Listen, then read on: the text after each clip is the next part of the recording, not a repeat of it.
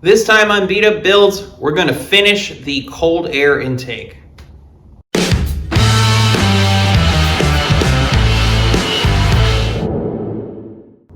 Welcome back to Beat Up Builds. My name's Daniel, and we're working on the cold air intake for the 4Runner. So this is a bunch of episodes in the making. I've been playing around with it a lot. I'm trying to do a bunch of things that don't work well together. So I'm trying to keep it really cool. I'm trying to get a cool supercharger sound, and I'm trying to pipe in cold air from outside the engine bay. So those three things are kind of fighting me. If I really restrict the air filter by blocking it in and stuff, it doesn't sound good. It sounds awful. There's no supercharger noise, sounds like a stock truck. So I've finally found that balance, and we are getting to the point where now I can pipe in some cold air.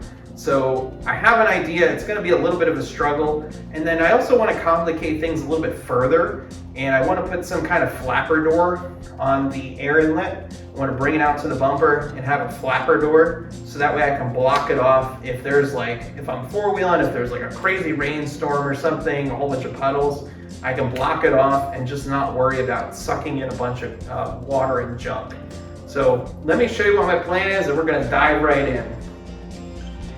So let me bring anyone new here up to speed. We've got an M90 supercharger adapted on the 22RE, and look at my prior episodes on this to get more detail.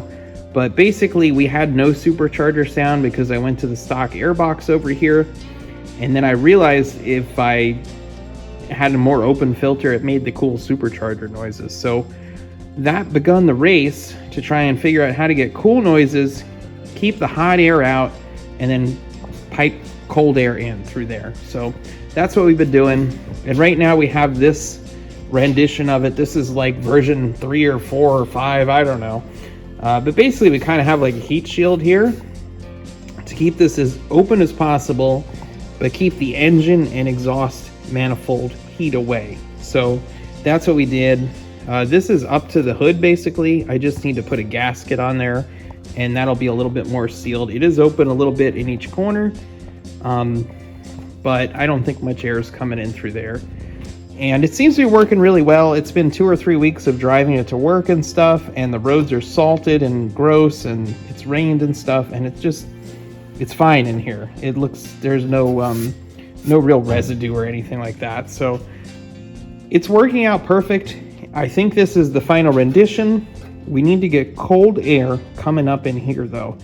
My theory is if we can blow cold air into this, like at the speed of the vehicle, if you're doing 50 and 50 mile an hour, cold air is blowing right in here onto the filter, it's gonna just suck that in. So even though it's not sealed, I think it's gonna blow a lot of cold air in and make it work well. So originally I was thinking maybe I'd take this light out and integrate it into here, but I am concerned that if I do that, maybe I'll fail an inspection or something like that. They're kind of like picky around here. So I want to just leave it alone, and I'm just going to work around it. It's not going to be as good as if I went here, but I think it's still going to work out quite well. So I think what I'm going to do is I think I'm going to take this and put a big hole right here, and that's going to be our inlet, and we're just going to work with that, and that's how we're going to get our cold air in there. So to the left there's the light, and then to the right where it's rusty, that's kind of like a cavity where I'm going to try and put my box. The bumper comes off pretty easily, so I'll be able to take the bumper off and attach it and put the bumper back on. So that'll make that easy. So I think what we're going to do is put the box here, run 2.5-inch exhaust tubing over this way, and then somehow do a 90-degree turn through the corner of this into this. We're going to turn this a little bit because I don't want, there's like a big nub here, and I don't want to hole saw through this. So I think I'm just going to kind of cut the quarter of this off, and I think that'll work. That's kind of the plan. I don't know if that makes a whole lot of sense, so let me just start building it and you'll see what my vision is.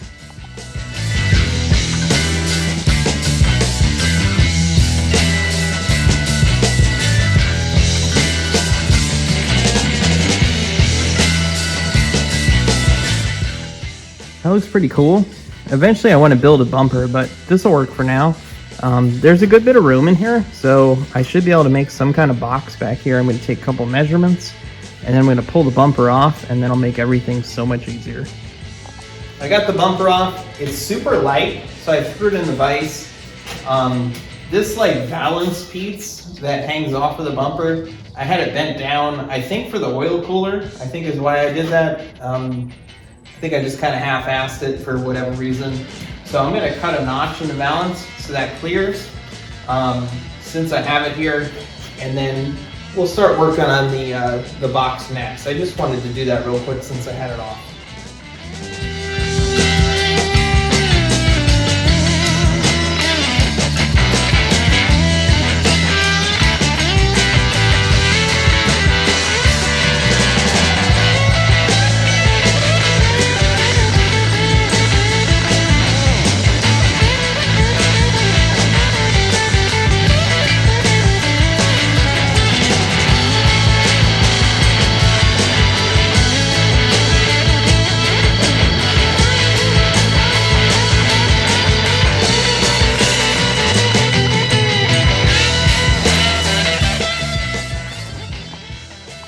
I cut a notch in there for the transmission cooler, so the valance should clear, and I kind of got on a little bit of a side quest, making it actually fit a little better.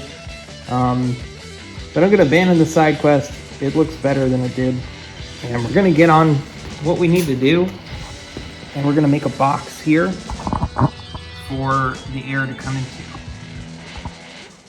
Okay, I got it mocked up here. I made a box. It's just a template. I think I'm gonna make this just a little bit larger, maybe a 1/4 inch all around, so it fits around the hole a little bit better. And then this is like a coupler, so this tube can slide in. And I think I'm gonna extend this out, so the whole bottom is basically can go down and into this pipe. I think that's gonna be the plan. And then this will weld to the bumper, and this will remove, and I think I'll go to this bolt hole just to hold it in with like a little bracket, and then I'll continue building from there. But then this part can stay with the bumper, and this part can come out and get out of the way. And then if you need a little more room to get to this light or whatever, it's not in your way. So that's kind of the plan. Let's start building the box, and then we'll work on attaching this, and we'll just go from there.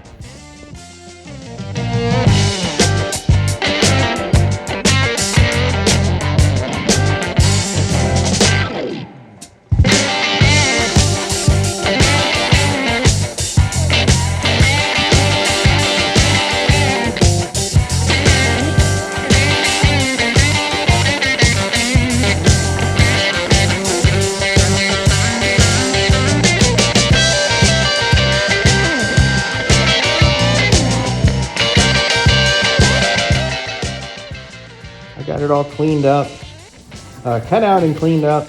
I found a wire wheel that goes in the grinder in my toolbox, and that took the undercoat right off. I wish I would have found that the other day instead of clogging up my wheel. So this is ready to go. I got the lines marked where I need to bend it, and I'm going to use this old school 2x4, actually 2x4. It's like almost the same width, so it'll bend pretty nice over it. And I'm just going to hammer it over, and it should work out real nice.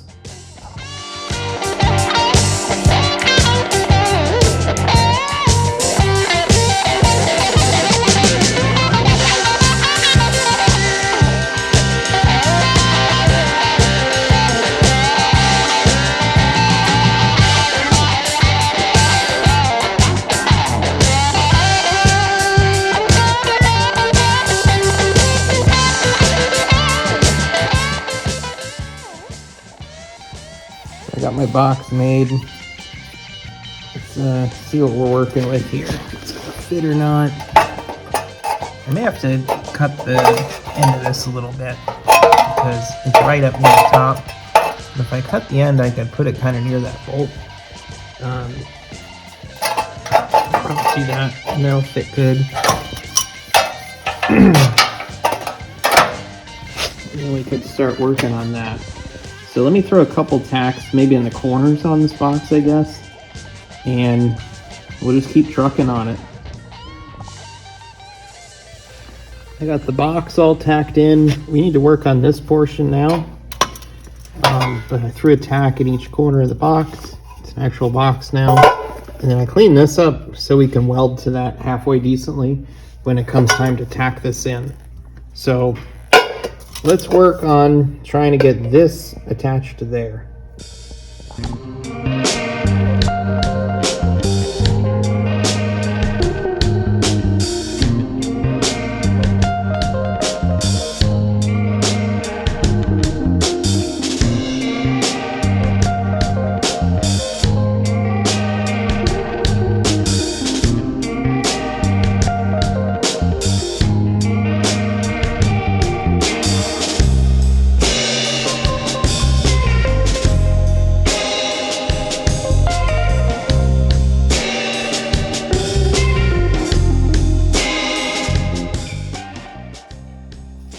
Alright, I got this thing fully welded.